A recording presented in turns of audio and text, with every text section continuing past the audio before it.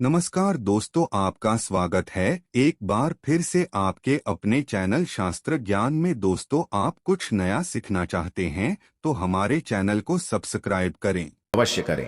जेठ माह शुक्ल पक्ष एकादशी तिथि 17 जून 2024, दिन सोमवार सुबह 4:44 और एकादशी तिथि की जो समाप्ति है वह 18 जून 2024, दिन मंगलवार सुबह 6:26 और द्वादशी तिथि की समाप्ति 19 जून 2024, दिन बुधवार सुबह 7:29। द्वादशी युक्त वैष्णव के लिए जो शुद्ध रूप से एकादशी व्रत के लिए समय प्राप्त हो रहा है, जो कि 18 जून 2024, दिन मंगलवार को सभी भक्तजनों व्रत को धारण करेंगे और व्रत का पारण जो कि 19 जून बुधवार को किया जाएगा। पारण का जो समय हो 19 जून को, वह समय सुबह 5:28 से सुबह 7:28 तक होगा। एकादशी व्रत का पारण हरिवासर समाप्त होने के बाद किया जाता है। हरिवासर का समय द्वादशी तिथि का पहला चौथाई हिस्सा हरिवासर का होता है। निर्जला एकादशी व्रत का पारण जो लेन पारण यानी कि तिल से व्रत का पारण है, यह संभव ना हो तो आप जल से, तुलसी दल से या फल से व्रत का पारण करें।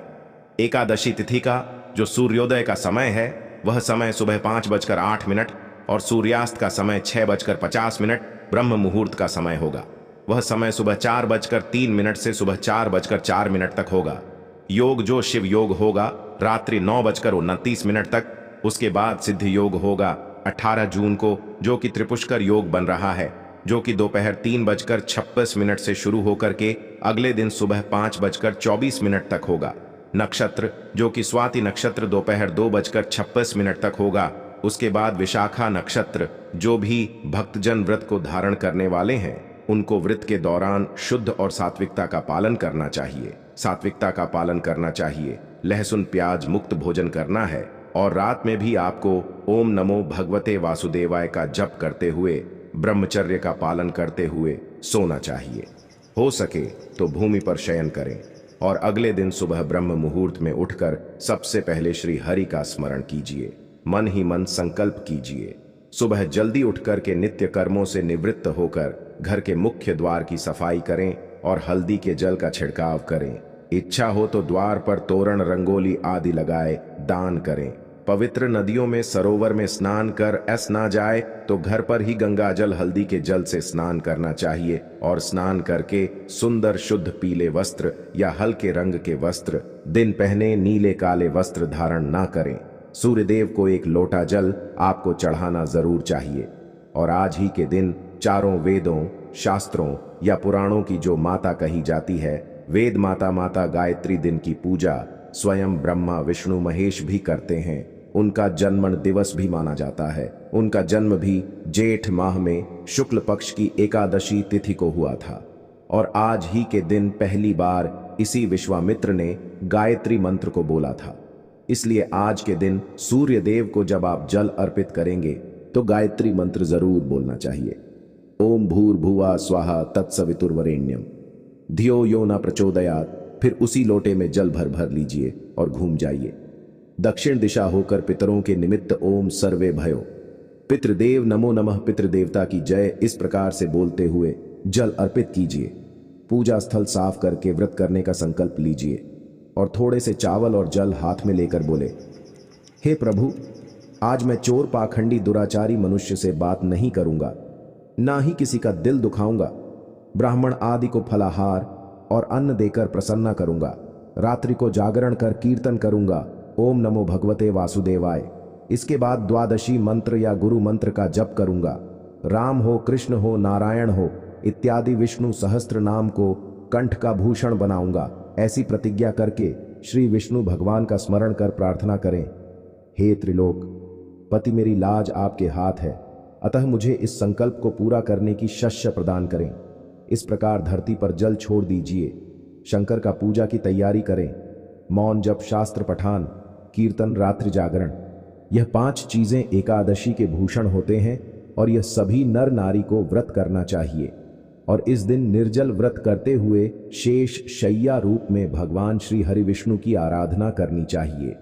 घर के मंदिर में सबसे पहले प्रथम पूज्य गणपति की पूजा करें। विष्णु भगवान के साथ देवी लक्ष्मी का आवाहन कर दोनों की पूजा करें। भगवान विष्णु और देवी लक्ष्मी को बैठने के लिए आसन देकर के विराजित करें और आपके मंदिर में जो भी देवी देवता विराजे थे उनके पहले पूजा कर लीजिए। फिर पाटे या चौकी पर विराजित करके आप विष्णु भगवान को स्नान आदि करवाएं। वही पूजा स्थल पर सफाई से आप उनका स्नान कर सकते हैं। स्नान कराने के लिए किसी लोटे में जल ले सकते हैं। अगर आपके पास दक्षिणावर्ती शंख है तो यह सर्वश्रेष्ठ है और दक्षिणावर्ती शंख में आप कच्चा दूध, पंचामृत, गंगा जल आदि भरकर भगवान विष्णु का अभिषेक करें। अभिषेक करते वक्त आप ओम नमो भगवते वासुदेवाय, ओम नमो भगवते वासुदेवाय मंत्र का जप करते रहे। ध्यान रखें, शंख बहुत ही खूबसूरत होते देवी लक्ष्मी का भाई माना गया है और जिस भी एकादशी पर भगवान विष्णु की दक्षिणावर्ती शंख से चाहे जल चढ़ाते हैं या दूध चढ़ाते हैं या पंचामृत अभिषेक करते तो धन लाभ के चमत्कारी योग बनते हैं। बाद में जो स्नान का जल होता है इसको लेकर के आपको पूरे घर में छिड़काव करना चाहिए। यह खुद में अद्भुत होता है। घर से सभी प्रकार के ग्रह दोषों, वास्तु दोषों, नजर दोषों, सभी दोषों का शमन करता है।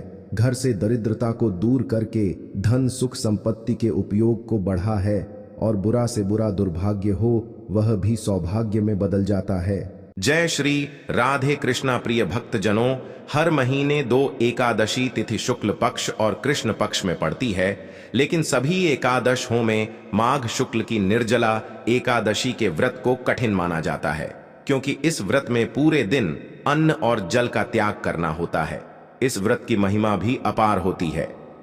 निर्जला एकादशी व्रत को करने से साल में पड़ने वाली सभी 24 एकादशी व्रतों के समा फल मिलता है और भगवान विष्णु की कृपा से सभी मनोकामनाएं भी पूरी होती हैं। प्रिय भक्तगणों, आज की इस वीडियो में हम ज्येष्ठ माह के शुक्ल पक्ष की निर्जला एकादशी के विषय में बात करेंगे। आज हम आपका कंफ्यूजन दूर करेंगे कि आपको निर्जला एकादशी व्रत कब रखना है, 17 जून या फिर 18 जून को। लेकिन वीडियो को पूरा देखिएगा, तभी आपकी कंफ्यूजन दूर होगी। तो आज की वीडियो में हम जानेंगे कि निर्जला एकादशी इतनी महत्वपूर्ण क्यों है, इसका महत्व, निर्जला एकादशी कब है, व्रत कब रखें, व्रत का पारण कब करें, एकादशी और द्वादशी तिथि कब से कब तक है, पूजा का शुभ समय क्या है, राहुकाल का समय क्या है, व्रत का पारण किस दिन करेंगे और किस चीज से करें, हरिवासर कब से कब तक है। और साथ ही आज हम बहुत महत्वपूर्ण बात इस वीडियो में जानेंगे कि क्या निर्जला एकादशी के दिन हम जल पी सकते हैं, और अगर पी सकते हैं तो किस विधि से। सारी बातें आज की इस वीडियो में जानेंगे, तो आप अंत तक वीडियो में बने रहे। नमस्कार दोस्तों, स्वागत है आप सभी का एक बार फिर से आपके पसंदीदा चैनल सनातनी ज्ञान टीवी में। दोस्तों, वीडियो शुरू करने से पहले एक बार पूरी श्रद्धा के साथ कमेंट सेक्शन में लिखें, जय श्री हरि विष्णु। भगवान हरि की कृपा आप पर सदैव बनी रहेगी और वीडियो को लाइक करके चैनल को सब्सक्राइब अवश्य कर लें। प्रिय भक्त गणों, साल का सबसे कठिन व्रत देव व्रत निर्जला एकादशी आने को है। बहुत ही विष्णु प्रिय तिथि है और इस दिन जब तप पूजा जो भी करता है मनुष्य, इससे विष्णु भगवान का सानिध्य उसे जरूर प्राप्त होता है। मनुष्य जीवन मरण के बंधन से मुक्त हो जाता है। इस व्रत को देव व्रत भी कहा जाता है, क्योंकि सभी देवता हो, दानव हो, नाग हो, गंधर्व हो, किन्नर हो, नवग्रह हो, सभी अपनी रक्षा और विष्णु भगवान की कृपा पाने के लिए इस एकादशी का व्रत करते हैं। जेठ माह के शुक्ल पक्ष की निर्जला एकादशी को कठोर नियमों के कारण ही सभी एकादशी में सबसे कठिन माना जाता है और विष्णु भगवान का भजन, कीर्तन, उपवास किया जाता है। इस दिन सिर्फ भोजन ही नहीं, पानी का भी त्याग करने का विधान आता है। पूरे दिन निर्जल रह कर के व्रत का पालन होता है।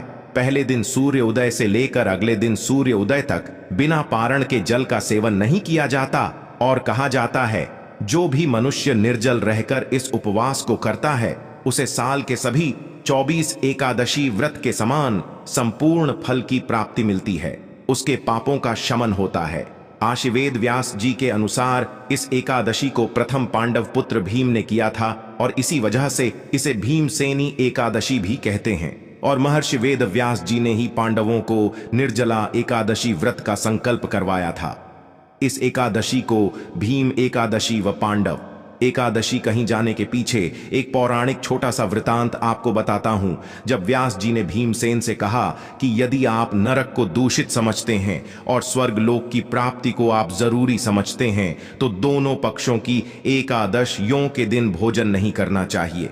तभी भीमसेन बोले कि मैं एक बार भी भोजन किए बिना मैं नहीं रह सकता, फिर उपवास कैसे करूं? मैं पूरे वर्ष भर में केवल एक ही उपवास कर सकता हूं, जिससे स्वर्ग की प्राप्ति हो तथा जिसको करने से मैं कल्याण का भागी बन सकूं। ऐसा कोई एक व्रत निश्चय करके बताइए, मैं उसका यथोचित रूप से पालन करूंगा। तब महर्षि वेदव्यास बोले, महाबली भीम, तुम पूरे वर्ष में आने वाली एकादशी व्रत न रखकर सिर्फ जेठ माह के शुक्ल पक्ष की एकादशी को निर्जला व्रत रखो। तुम्हें सभी एकादशी का फल मिलेगा और इस एक दिन निर्जल व्रत करने से मनुष्य पापों से मुक्त होता है।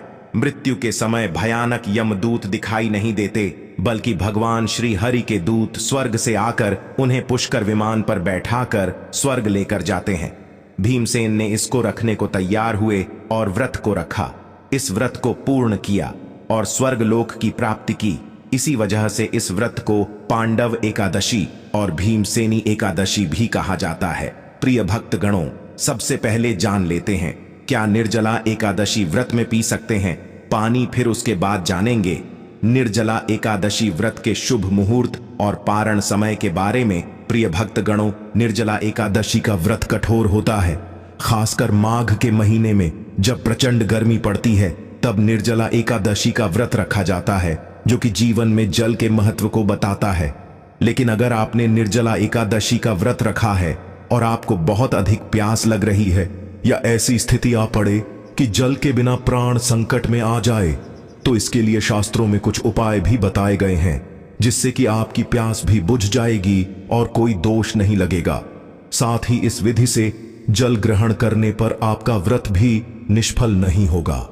आइए जानते हैं क्या है वह उपाय। निर्जला एकादशी में व्रत के दौरान अगर आपको अधिक प्यास लग रही है तो आप ओम नमो नारायणाय मंत्र का 108 बार जाप करें। इसके बाद चांदी, पीतल या मिट्टी धातु के पात्र में पानी में गंगा जल मिलाकर भर दें। इसके बाद आप घुटने और हाथों को जमीन पर रखकर विधिवत जल पी सकते हैं।